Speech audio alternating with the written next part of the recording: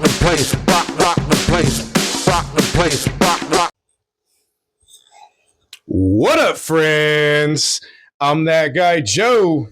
And you know it's Whiskey Matt. And it's your boy, Dub Flo. Welcome to One Beer at a Time podcast. Today, we're fucking meeting, and we've got special guests. Our man, Scott Kurtz, welcome back from Bluewood Brewing, our mead maker from Bluewood, and our good friend, Ale. It's your boy, Ale. Bro, we haven't done an episode in a minute. It's been a minute. Bravo team is back in the house. They don't know about it. Ooh. Yeah. So today we're meeting, we are drinking mead, we're reviewing mead, and we're going to be telling you guys about a very specific style of mead and showing you how to make it. So let's fucking get to work. Hell yeah. After it. Hell yeah. First thing, we're going to go with home brews. So in case y'all don't know, me and you started this whole journey together. We've been homebrewing for about 3 years or close to 3 years. Three B's? Bravo Beer Yeah. Bro Company? Yeah.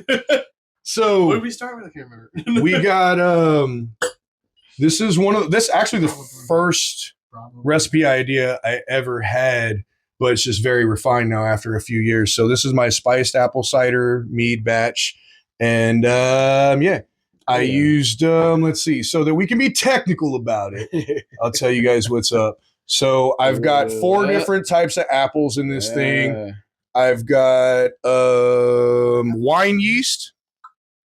I have it written down. I'm trying to think now. It was Lauven wine yeast. I don't remember exactly which one I used. I was going to say, Scott's on it. He's looking at that color. He's, I think it was one of those He's 11, not sick. 16s. So there was a Granny Smith in there. Yeah. But yeah, so I just basically brewed an apple mead. I brewed an apple mead, basically. I made a traditional with apples, and I let it sit for 4 to 5 weeks. And then after that, I added some mulling spice. And then about a week later, I added some apple cider. Oh. And then I started adding a little bit more mulling spice and cinnamon to taste. And that's where we're at. And so she's I like she's spice. been aging for probably a little over 3 months now. There's a lot of that. Would you call it spice? Sorry? Well, it's mulling spices. So it's a combination. It's a mixture of spices. I like that. It's a combination of anise, allspice, cinnamon, clove, maybe a little bit of nutmeg, and I think some orange peel too, depending on where you get it from. okay, sure. No, I get that. Like clove in there. Mm-hmm. Yeah, I'm familiar with that flavor a lot more, and so I get the clove out of it. I added more cinnamon to it, so there's a little bit more cinnamon on it than what the initial mixture had. Nice. Love the nose on that too. Thanks, I almost man. enjoy this warm. Honestly, I kind of do like it a little bit more warm. Yeah. It's about 15%. It was closer to 16, but then after adding, I added apple cider to it. It brought it down a little bit. It's closer to 15, but it's real smooth and crisp. The apple flavor is really nice when it's chilled like this. But then as it's warm, you get a little bit more of the hearty mead qualities out of it. I keep smelling it. Like just the spice on there is like, It's heavy. I love it. I like that you a can lot. make a candle out of that. It's very holiday. White girls, when I put this in their bathroom, it's like potpourri. Yeah, for sure, man. What are you getting, man? What are you thinking? You told me earlier you want to kind of mess with the spice a little bit, try and decrease and increase stuff. I think it's fine where it is, but I see what you mean because There's something like that's why I was telling you I don't know these spices well enough. I can't pick out. There's one of them that I'm like a little less of that, and it might be kind of the Clove comes through really heavy in my it's either the opinion. clove or the allspice in this one that you would want to back off on a little bit. I enjoy the nose on this I one. still But like it. It is very good. It's very crisp. This is like very hot. Like that's Christmas right there. Yeah. This is one that I also feel like this has a lot of potential to evolve into other things. I feel like I can take it where it is now and I can start adding dried fruits or staves or maybe some other types of juices, or I could back sweeten a little bit more. I could bring the ABV down. I feel like this is one that could totally turn in some other things. I agree. Hell yeah. Yeah, I agree as It's got growth. And I think too, man, like, and I've had a lot of different batches of this from you, man. Like we've hung out, we've drank each other's. That's true. You've had them homebrews all. a lot.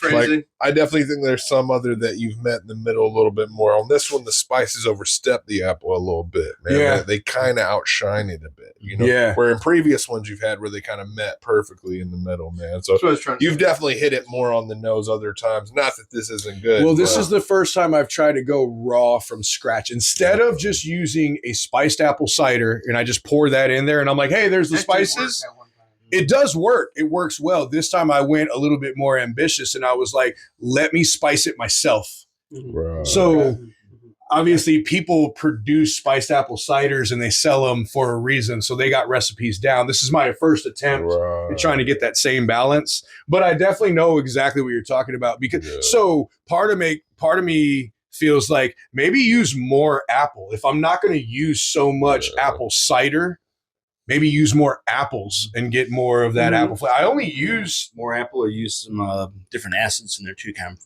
accentuate it a little bit and Ooh, good everything. So I point. know we talked about I've that been a in while love back. Yeah. with Cosmic Crisps these days. what is the Apple type? type. Is it malic acid? Yep, malic that's in acid, apples? fine apples and pears. Mm. Yeah, that's a good point too. Is understanding the balance of acidity to get that flavor right. Yeah, because I like the spices a lot on this. I know exactly what you mean. You know that Right. You get a the little bit warmer, crispness the spice kind of dies down. from the apple is definitely there. The crispness is there, but like the quality that apple juice used to provide is not really.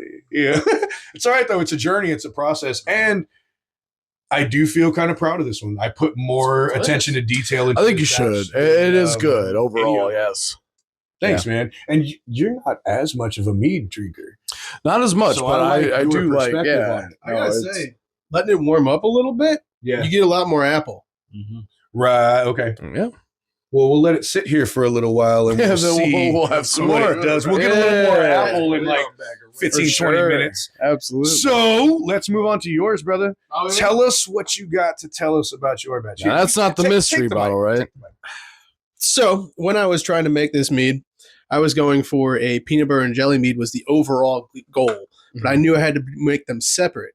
So we had the strawberry jam side, and then we also have the peanut butter side. I don't know if we're going to change this one. Actually, I changed it because I actually added cocoa nibs to this one. Okay. The original batch was just Reese's. peanut butter and strawberry. What peanut butter did you use? It was like P&B powder. Oh, Powdered PB2? peanut. Okay. Yeah, PB2. Yeah, I got the unsalted version and just used the powder, a whole pound of that It pours up real smooth. I'm watching him do this, and for I'm the peanut just butter like, jelly. look at This that. is the Look at strawberry. that. Look at that river. I had to strain a little bit of the strawberry parts out of it. Sexy, isn't it? Strawberry's such a pain in the ass to work with. Huge pain in the ass. The seeds get everywhere. Pectin? Holy Yeah. Breaks it shit. apart, it just turns into a sludge. I made one years ago as a home brewer, and that just, I think I had me about that much sludge at the bottom of like a 1 gallon fermenter just from the strawberries. I got some good meat out of that one, but that thing just drove me crazy trying to get the stuff out of the freaking fermenter. Yeah, that clearing process, right? Those Mhm. damn seeds.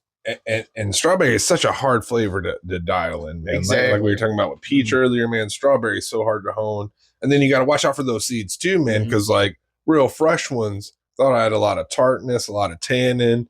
If you're not expecting Good that, point. you know, a lot of people I see these days they shave the outside of the strawberries right To off get that right out to of the get way. the seeds that makes right sense. off, and yeah, they just Gets it out of the way. freeze and pectin the insides and juice those. And but this has a great strawberry flavor on it, man. I love even back sweetened with a little bit with reserve. Yeah, I just put it up my nose. You saw that. I did notice. I was like, oh, that looks good.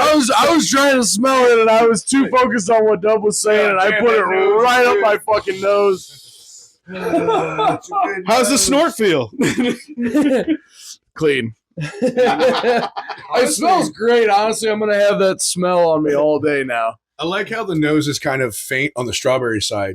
I get a real good rich mead quality, like traditional mead on the nose. But then when you drink it, the back end hits really. Front of the palate is smooth, but that back end linger on your strawberry, dude, it hits pretty fucking good. I had back sweeteners like a spoonful at a time. I was just like, was that enough? That's great though to just take instead of just like we'll just try this, to take the time to do it to taste. Right. You're like, it's tedious, but like, damn, worth it though, man. Well, I think it was really interesting. Dialing your flavors, and you have to do that. You do, yeah. What I think is really interesting about this one too, man, is like a lot of times with the fruit, it's always on the ass end of the flavor that you get it. But whereas this one, man, as soon as you drink it, like you get that first hit of fruit. You know what I'm saying? Oh yeah, that real first sweetness of like eating a strawberry. You know what I'm saying? Like it's just that first little hit of sweet. Sweet. That strawberry kicks you right in the mouth. Yeah, really you're right. fast. You're right. That flavor Absolutely. explosion. It's like a mead gusher. Sure. It's crazy. That's what I was going for. It like lingers back, or you'll get it after a bit. You'll be like, oh, there's the strawberry. Like this is immediate. Yeah, you get that right off the top. Yeah, absolutely. Thank you. What do you got here? What's in your hand? Well, my friends, we're going to move on. So we have a whole thing with the Bochet and the caramelized honey and why we're doing it, and we'll talk about it. But why don't you tell us about this, bro? Because this is yours, and I'm going to start pouring it up. So in addition to working at Blue Brewing, I also work over at Shoehorn Brewing as their contracted mead maker. And one of the things they wanted to do a while back was bringing mead on board with their brewery. They wanted to have a good year-round session mead and everything. So we played around some ideas, looked back at some old recipes of mine, and we came up with a raspberry vanilla session mead. So this is Farah, which is what we came up with. And it is a combination of raspberry, a little bit of vanilla in there, session strength, so it's easy to drink. And they're producing this one year-round now. Oh, so they're keeping this in stock. Mm-hmm. Okay. Sounds delicious. All right. Hell yeah, man. Pass that back. Don't worry. Don't worry. There's more. Yes, more. But wait. There's more. So while I'm pouring this up, okay, give me a microphone. Yeah. Shout out to the Brew Hogs and our founders, Gail and Gio. So Gio, love you too. Love you guys so much.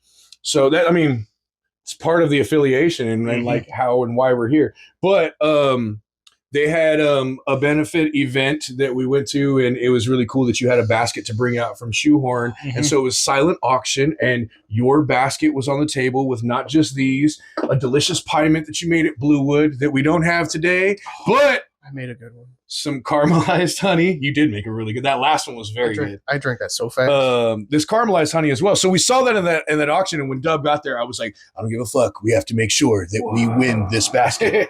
So here we are today with the spoils of our raid. Awesome. And I want to jump in before we get off track from that pie mint. Is like one of the best meads I've ever had, man. Like I've drank a lot of mead. That changed the game for me, man. Like that. I was gonna bring it out today, but I was like, we've all had it. Well, most of us have had it. We'll save it for another time. Yeah, if you guys want to know about it in detail, check out our YouTube, Mead School with Scott Kurtz. Part 2 is when we all got together and we actually had that mead. Really, really good. Yeah. In case anyone missed it, Ale just came and then died. I off did. Screen. Like, what the fuck? That is was like that? the perfect amount of vanilla. It's great. That is awesome. Yeah. The vanilla on this was my favorite as well. A lot of people aside go too for me, crazy. carbonated, because it's like another thing that's very overlooked with mead, man, is like people don't really dabble a lot with carbonated mead, and I love it, man. Yeah. I love a good carbonated. It's a good bubble taste. Because with session meads, I mean, obviously you got lower ABV, lower honey use in there. You got to make sure it has the body and come with some other flavors on. Versus like the standard or sack strength meads, like maybe like 14% above, their carbonation is going to do some damage at that point. Oh, that makes a lot of sense. Because that makes sense why our homies in St. Peter's, Mead Hall, that makes sense why they do the carbonated meads and they're lower ABVs. I've always wondered, like, is that like they just wanted to make lower ABVs so you can drink more, or like I've just wondered if that was preference. That makes sense, dude. Yeah, because right now, I mean, the way the alcohol market is right now, everybody's going lower ABV on stuff, if any ABV at all. Session mead, I think, is in a good spot to take up some of the share, but how Gen Z is right now, no, they're not drinking a whole lot. Interesting. And when you can have how many Vikings out there? A lot less carbs. 7%. I mean, yes, I think mead halls. I think they're around 8. Yeah, I think on most of them. cutoff's usually around But 8 recession. What is that style of mead called? Do you So remember? technically, a session mead is Carbonated? called hydromel at that point. Hydromel. That's it. Hydromel. Yeah. I do know this term. Where all these terms come from, I'm still doing some research on that because Yeah. I mean, with mead, I mean, you can find it almost every culture, save for like North American ones, because honeybees didn't come to that part of the world until very late in the game and everything. Right. That makes sense. Interesting. But just throughout Europe and Asia and everything, and even a little bit in Africa as well, I mean, mead had so many different kind of influences there. I mean, they found traces of honey fermentation as far back as 7,000 BCE in China, of all places. Yeah. Yeah, I was about to say China has the oldest recorded meads found. So Yep, and that's the key word they recorded because, as far as we know, I mean, mead is probably the first alcohol known to man and everything because it was the first harvestable simple sugar source man was able to find. Makes sense. I'm gonna be honest with you, Scott. That might be the best thing I've tasted in a while, Really? dude. Like, Dude, it's so seriously. smooth. The Where can I pick across. this up? You can pick this up at Shoehorn Brewing in downtown Belleville, Illinois. Perfect. It's Right right there off on the Main can. Street. Right there on the can. Awesome. Yeah, we'll get a couple of pics of this can art. And I love the little fodder story too that goes with it. Man. Yeah. It's like I said, I had this for the first real time right after Thanksgiving with leftover Thanksgiving dinner. You know, full spread. Had this, read the can. Was Oh like, man, just- pairing wise, that was sounds great. perfect. It was great. Yeah, It that was sounds a great perfect meal. with like fall food, Thanksgiving meal. Yeah. And Thank you. back to what Ale said earlier, man. Can we talk about the vanilla a bit? Like it was just like a whole bean process. Nope, or- just vanilla extract. That one, it took us a while to Wow. get dialed in. Wow. Because it almost tastes like it would have to be whole beans. So now that it's like an extract, it just blows my mind even more. Right. That's what I was That's just so easy thinking to because overboard.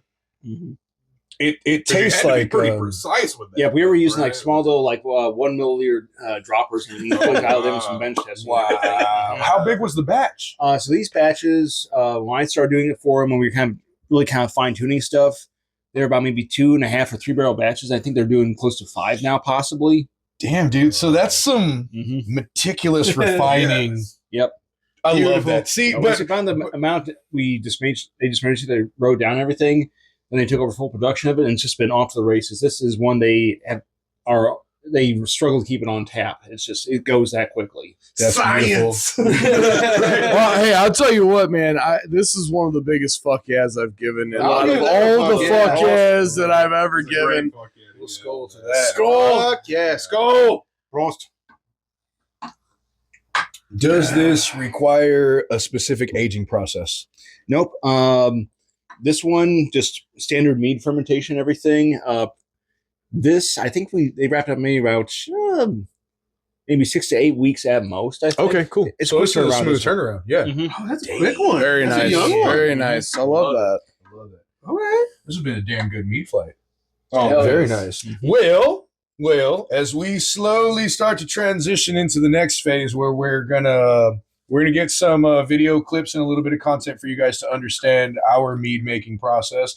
Let's talk about a bochet, what bochet mead is. We touched on it a little bit in our last one. That's why we put up Mead School 3 that just came out this last week. The last time we sat down, to talk about my spicy mead batches and how we can fruit age them and bring out some new flavors and enhance them and make them something really worth sharing. But one of the big things we talked about at that time was you making your first bochet and a style of mead you always wanted to make. We're on the same page that like since we had one at our buddies in Festus, Missouri, at Four Brothers. Shout out to the Four Bros. Yeah. Since we had that, we've been on this thing where we're like, dude, we got to make a bochet. So here we are today, and let's talk about your process and what you have going and this honey that you brought out today. Coolness. All right, so bochet is a mead recipe that goes back to 1393 in medieval Paris, France, of all places. They found this in actually like a French homemaking manual at that point, where they go through all things like cleaning, cooking, just things you need to do around your household and stuff. And the recipe there, I don't remember exactly what it said, but the main process was taking the honey and caramelizing it, or just like cooking until it turns black in a cauldron, then mixing up with water and spices, and then I can't remember how they did the fermentation at that point. They knew something makes mead ferment. They just didn't know what exactly, because we didn't know that it was bacteria or like had a good idea of it until That's interesting. 1800s and everything. There's always an accident. The Everything was an yeast accident. part of it. That's an back then. interesting point. Yeah, back in those days, I mean, obviously you didn't know a whole lot about biology. I mean, everybody thought that fermentation was either an act of the gods, or they knew something in there was getting the job done. Kind of how like we had like our sourdough starters and everything. But I'm kind of going off on a little tangent here. It's like back of the No, that's- storeroom. They're like, man, this bag smells funny. That's a relative point, though, because without like detailed laboratory science, it's Mhm. still a scientific process of refining and Mhm. understanding. Yep, magic in those days all really was, for the most part, as far as we can tell, it was just unexplained science. Yeah, no, it makes sense, and that's why they looked at a lot of mead makers as like druids, basically. Well, you Yeah, gotta I even go think with of like I go with a wizard for myself. Yeah, I just call it like German gray magic. I can't say German white magic. you gotta think like even Don't back put then- that on. Don't put that out there. Put that. No, you leave it. That's no that's white A-roll. magic. Especially German white magic. I was just Oh, chiming in on. I'm gonna get canceled so quick with that. They used to say the same thing about blacksmiths, man. That blacksmiths were like some kind of like magic workers taking a hard element and turning it into something else. There was even a point where you would go, like if you were sick, to a blacksmith and have him Oh, yeah. hammer the sickness out of you. Yeah. Yeah. So it's kind of like the same Hit way me with harder. mead making. Make me a mead to get me the sickness out. I mean, I could tell you, tasting Scott's mead, I understand why they thought it was the work of the gods. You know, Right. man. Like, This is beautiful. Like I said, man, you've had his piment. That piment changed Mhm. the whole thought of like mead for me, man. I was like, yo, look, this was And I told this you, was bro. this kind of levels to this shit. Then it's like, oh no, there's a whole nother level. I'm We pretty just sure I scratched told the you surface. too, Scott. Man, when I came out and we tried it, that first meat episode that we did together by ourselves at Bluewood, I turned around. I was texting you that day. I was like, bro, you have to come out and try this. You have to. That's why I And I had was y'all like, come we've out to talked meet mead you. a lot. All right, I need to try it. No, I needed to try. I was like, you don't understand, bro. You have to come out here. And change the game for me, man. One of the best part. That's still not even my best work. Wild, man. dude. Wild. So you guys want to know about that when we have our little Mead School series going on. Today is the start of Mead School 4. Mead School 3 is when we detail a lot of exactly what you're talking about. But let's tell the people about this caramelized honey, though. Let's give them some details about this. What honey did you choose in the process? How you went about it? Gotcha. The research into Mhm. caramelizing without going too far. Yeah, because that's the key on there too. Because I mean, you can caramelize almost any sugar source out there. I mean, you have like caramel made directly from milk and everything, the dulce de leche and all that kind of stuff. Good But the thing with sugar is there's a certain point where you can't go past, otherwise it starts to just burn at that point and then just get scorched. You get those kind of charcoal or ashy flavors. I mean, if you like that flavor, more power to you. I'm not going to judge you. I judge beers, not people. I might look at you a little weird. See how I'm using that? We're putting that on a fucking shirt. We judge beers, not people. That's going on a coaster. That's going on multiple things. Have a serious conversation about that too. Yeah. we're gonna make this happen. That is perfect. But back to your point. Sorry. But the trick is with caramelized Zencaster sugar, you gotta make sure you get the temperature right more than anything. So the manual from 1393 obviously didn't help a whole lot of detail in there. And then style of Bochet, there's even a lot of debate of what Bochet actually is going on from that point. It wasn't until homebrewers, until the manual got republished digitally, maybe about 20 so years ago, before homebrewers and mead makers started kind of looking at it again. And there's been a whole bunch of different ways that folks have done. Some will actually just like take it over, put like over a propane burner, like a steel keg or something, like you're doing homebrew, cook it that way. That's like if you're making like the really big batches at brewery or meadery or something. I'm still doing kind of on a smaller scale right now. You need a decent amount of honey and everything. For me, Seems labor intensive You'd be too. constantly turning it, I would assume. That's just a lot. Anyway, go on. Sorry. That's a good point too, because that's the key thing there. If you're going to do like a big batch of caramelized honey, you got to be out there. I mean, you have to use. You got to have your Viking music. Oh, Valhalla, Valhalla. Yep. You have to. right. You have to be certain that, otherwise it's going to scorch on you completely. So, Burn ashy flavors. Yep, I didn't have the time on hand at that point. So I've seen some different methods of folks who are using put in the cans like a sous vide or something. Oh, And it does the job. The main thing I found from like doing the research in caramelized honey, you can find that on my Facebook page or my Instagram at Kurtz_beer. The trick I found is just like making good barbecue, low and slow. okay. Yeah. Okay. Because honey starts caramelizing around maybe 160 degrees Fahrenheit. Once you start getting up into the 200s and everything, that's where it starts to get that's where it starts to burn, start getting a little smoky. I noticed with trying a couple things. Once I started getting over 200, I started kind of getting like a little bit of an umami character more than anything. It's like I don't want the meat. Interesting. I mean, it was interesting. Samurai mead. Now, but I have to all about like doing like a cherry blossom or like me with like some rice syrup or something. So, Dude, we got to talk to Andy and get him involved. Oh, yeah. That's another time. Mhm. It's in the future. It's in the future. It's in the future. What? There is sake yeast out there. I've been wanting to play that for a while, but that's definitely a different subject. Yeah. But so I found just trying to get that sweet spot, and the best thing I found instead of doing like sous vide and everything was actually just tossing into a crock pot. Because a buddy of mine, he did a blueberry bochet years ago, and that was his method, just slow cooking in a crock pot. Because with a stovetop and everything, you still get the heating and stuff. There, you got to keep stirring it. I tried to find something low maintenance as far as activity goes. So we don't have to be So no matter what, no matter what you're slow cooking, using a slow cooker is going to do the trick. I love it, man. But in a regular crock pot though, so how much honey did you throw in there at one time? So I think I need to double check the amounts. I don't have my notes in front of me, but I think maybe about a gallon and a half. I think maybe 2 gallons at most. That's more than I expected. Okay, because I think because I have. Can't remember the brandings for the crock pots I have and everything, but it's like usually the ones you can just like find at Target or Lowe's or something like that and everything. Yeah. Those are still pretty deep, like the ones you can put like maybe at least a good like pork shoulder in size wise. Yeah. Mm-hmm. Your standard crock pot, I know I don't think it's 2 gallons. I know it's over a gallon of fluid though. It's definitely over a gallon. But yeah, I think it's less than 2. Mm-hmm. But yeah, I know exactly what you're talking about. Like your standard full size crock pot, like you're saying, like you can put like a small ham or a whole chicken in. Mm-hmm. Yeah. Exactly. Perfect. And that's, I mean, honestly, though, that is a little bit more honey than I expected. Because the honey I had on hand. What were you using? What's your honey source? Oh, so this one, a buddy of mine, he knew a beekeeper was getting ready with some wildflower honey for cheap and everything. The problem with the honey was he harvested it too soon. There's still too much moisture content in there to the point where it's actually starting to re-ferment on its own.